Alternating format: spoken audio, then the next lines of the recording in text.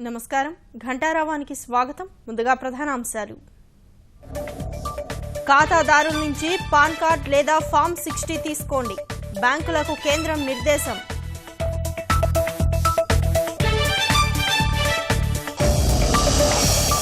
పెద్ద నోట్ల రద్దుపై విపక్షాల వాదన అసత్యమని తేలింది.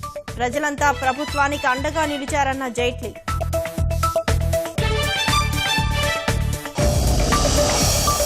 గ్రామీణ యువతకు ఉపాధి కల్పనే స్వర్ణ భారత్ లక్ష్యం. అందుకే నైపుణ్యాభివృద్ధిపై దృష్టి పెట్టామన్న వెంకయ్య.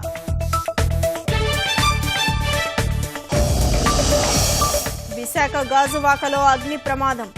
మంటల్లో తగలబడిన ప్లాస్టిక్ పైపులు.